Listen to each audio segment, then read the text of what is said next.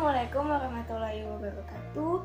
Perkenalkan, nama saya Nurani Siti Hajar, siswi SMK Negeri 28 Jakarta, kelas 11 jurusan Asisten Keperawatan. Di sini saya akan mempresentasikan hasil dari kerja dan diskusi kelompok 1, yaitu mengenai gangguan sistem gastrointestinal yang membahas tentang gastritis. Saya di sini tidak sendiri, saya ditemani oleh dua rekan saya, yaitu Livia Adila dan juga Manda Alsa Davina Usman. Ini adalah profilnya, di bawah adalah rekan saya, dan juga yang di atas sebelah kiri adalah Ibu Kepala SMK Negeri 28 Jakarta, yaitu Ibu Daerah Estapinta Siagian Empum, dan yang sebelah kanan adalah pembina serta guru mata pelajaran IPPD kami, yaitu Ibu Nurse Ainun Badria Eskep. Ada sebuah pasien yang bernama Nyonya M. Dia berusia 49 tahun dengan berat badan 52 kg. Dia mengeluh mengalami nyeri ulu hati, mual, serta kembung dan juga terus bersendawa.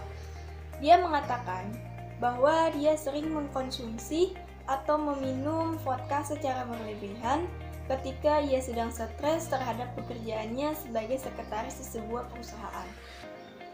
Dia pun mencoba untuk pergi ke rumah sakit dan mendapatkan tindakan keperawatan, yaitu pada pemeriksaan TTV atau tanda-tanda vital.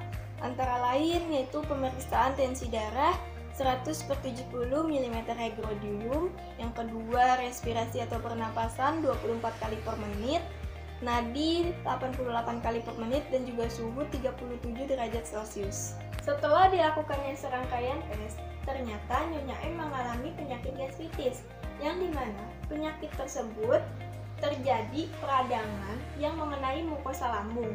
Dokter pun menyarankan untuk diberikan cairan dan juga elektrolit atau antasida untuk mempertahankan keseimbangan cairan sampai gejala itu mereda.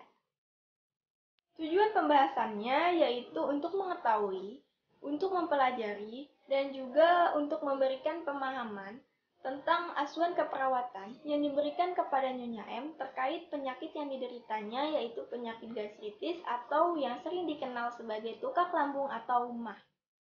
Definisi atau pengertian.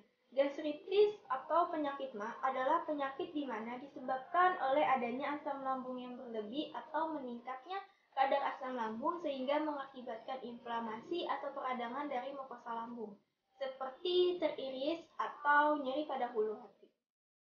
Dengan kata lain, gastritis ini disebut atau sering dikenal juga sebuah kondisi di mana lapisan kulit dalam lambung terjadi peradangan atau pembengkakan. Atau juga sering disebut sebagai radang lambung karena muncul secara mendadak atau disebut sebagai gastritis akut atau berlangsung dalam waktu yang lama yang disebut sebagai gastritis kronis. Pada paparan kasus pada slide sebelumnya, didapat etiologi yang pertama, Nyonya M sering meminum minuman alkohol berupa vodka. Yang kedua, beliau sering mengalami stres yang diakibatkan oleh pekerjaan yang diembannya pada sebuah perusahaan. Manifestasi klinis yang didapat, yang pertama, Nyonya M mengalami nyeri ulu hati, yang kedua merasa lemas, yang ketiga mual dan kembung, dan yang terakhir sering bersendawa. Selanjutnya dilakukan pemeriksaan fisik, yaitu ada 6. Yang pertama B1, yaitu breath, ditandai dengan tachypnea. Yang kedua itu ada B2, yaitu blood, ditandai dengan tachycardia, potensi, dyspnea, nadi viralana, dan warna kulit pucat. Lalu ada B3, yaitu brain, ditandai dengan sakit kepala, kelemahan, tingkat kesadaran terganggu, disorientasi, dan nyeri epigastrum. Lalu ada B4, yaitu bladder, ditandai dengan oliguria dan gangguan keseimbangan cairan. Lalu ada B5, yaitu bowel, ditandai dengan anemia, anoreksia, mual muntah, nyeri ulu hati, dan tidak toleran terhadap makanan pedas. Lalu terakhir ada B6, yaitu burn, ditandai dengan kelelahan dan kelemahan. Dilakukan pemeriksaan diagnostik. Yang pertama ada darah lengkap, itu digunakan untuk mengetahui adanya anemia. Yang kedua itu ada analisis Gester, itu digunakan untuk mengetahui kandungan sel pada lambung. Yang ketiga itu ada tes antibodi serum, digunakan untuk mengetahui adanya antibodi, sel parietal, dan faktor intrinsik lambung terhadap Helicobacter pylori. Dan yang terakhir ada sitologi, itu digunakan untuk mengetahui adanya keganasan sel lambung. Selanjutnya ada penata laksanaan medis. Bila terjadi pendarahan erosi mukosa lambung, yaitu pengikisan lambung yang bisa menyebabkan luka dan juga pendarahan, hal yang dapat dilakukan adalah transfusi darah untuk mengganti seluruh cairan dalam tubuh dan dilakukan lapas lambung. Lapas lambung sendiri bisa diganti dengan kata bilas lambung, yaitu biasanya dilakukan pada pasien yang keracunan. Pembedaan pada klien graftitis biasanya dilakukan dengan cara graftektomi parsial. Graftektomi parsial sendiri adalah pemotongan lambung sebagian. Dokter akan mengangkat bagian lambung bagian bawah, juga kelenjar getah benihnya, jika sel-sel kanker sudah menyebar. Lalu ada yang kedua, yaitu fagotomi.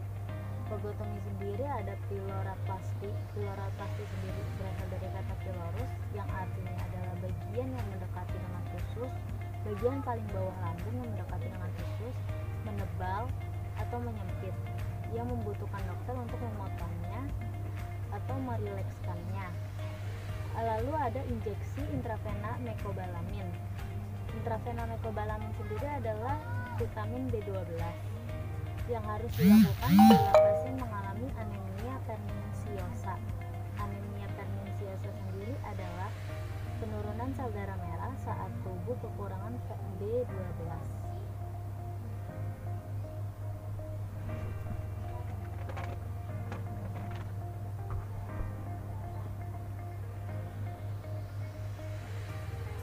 Nah, fokus keperawatan sendiri adalah bagaimana evaluasi dan mengeliminasi faktor penyebab graftitis.